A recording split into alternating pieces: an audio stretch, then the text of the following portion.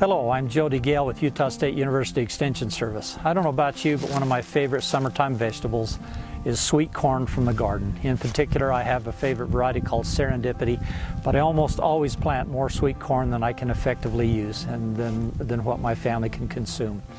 So an additional way that you can continue to use that is to be able to use it to make corn flour. Today we're going to demonstrate briefly how to harvest and store corn kernels to be able to use for corn flour. The way that you do that is just leave the ears right on the stalks for a period of time as the weather cools and the summertime heat gives way into the fall. That drying weather will dry the corn a little bit in the ear, but it's rarely not effective in being able to get the corn dry enough for long-term storage. So take the cobs, the ears of corn, pull those from the stalks. If you have dry hands, you can very easily rub the ears of corn. That is a very easy way to remove the silks. If there's any places on the cob, you can just do any quick trimming. Once you've got the ear clean and husk free, then I add that to a drying rack. Here I have a drying rack that I've constructed that I use to dry the corn itself. The drying rack is a fairly simple construction. It consists of a couple of 2x4s screwed together with grabbers. I came in and ripped off about 1/2 inch of wood here using a saw, and you have used hardware cloth with approximately 1/8 inch grid spacing on the hardware cloth. I've placed that in between the 1/2 inch cut surface as well as the original part of the wood, and then use grabbers to secure that thoroughly into the hardware cloth. The hardware cloth with the grid spacing creates really good airflow. So it's essential to be able to get good airflow around the corn in order to get it to dry. So once you have the ear of corn prepared, come in and just break it into sections. It's quite easy to break, exposing the cob on the inside. That lets additional moisture come out, placing that down in the drying rack.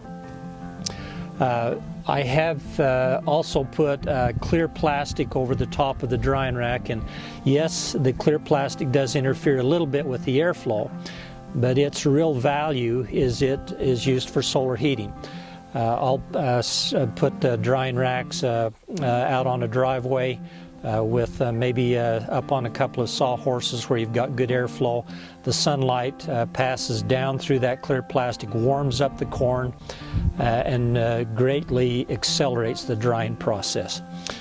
It may take several days of drying, so if you can have it in an area, maybe inside of a garage or where it's easy to move the drying racks in and out to take advantage of that sunshine. Once the corn is fairly dry, then it's a fairly easy process to be able to shell it off from the cob. Just rub it with your fingers and it'll usually shell off quite easily, then discard the cob. At this point, let me show what's referred to as black layer on the corn. This is a kernel of corn is showing a black layer, and you'll note that this area right here where the kernel attaches to the cob, as you remove that from the cob, if you see that prominent black layer, that black layer is a sign that the corn has reached physiological maturity. What that means is that during the growing season, with photosynthesis actively producing sugars in the leaves, and those sugars and carbohydrates being stored in the kernel, there's been sufficient time occur where as many of those nutrients as possible have been stored into the kernel of corn. And once that kernel is totally mature, it develops this black layer at the end of the kernel. So that's one of the things to look for to see if your corn is actually mature. So as you shell that corn off, keep the shell corn in the drying rack for several days. That will continue to allow good airflow. Corn that has a moisture content of about 15% will not store for very long. We recommend having a moisture content of at least 13% or less. Once the corn has been shelled out, you can put it into a typical flour sack. Flour sack has good openings, and that will allow airflow to move through the bag, and will continue to dry the kernels of corn inside the bag for an extended period of time. If those were to be stored in a very dry basement or a place, that will continue to dry. Only after the corn has reached 13% or less moisture content do we recommend storing it long term in a plastic bucket with a good tight lid. It will literally store for a number of years once the moisture content is 13% or less. When corn is completely mature, we don't recommend that it be ground into flour until you're ready to use it. There's a lot of oils and various components of the seed itself. Those components are released in the grinding process, and the corn meal will stay, or corn flour will stay very usable for a couple of months, but it does not store in a ground form for a long period of time. So kind of grind as much as you need for a reasonable amount of time, kind of grind as you need it.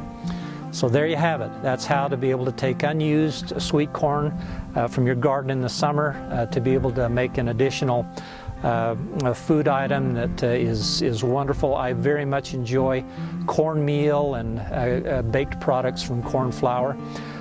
So this is the way to harvest, dry, and store whole kernel corn from the garden. Thank you for joining us.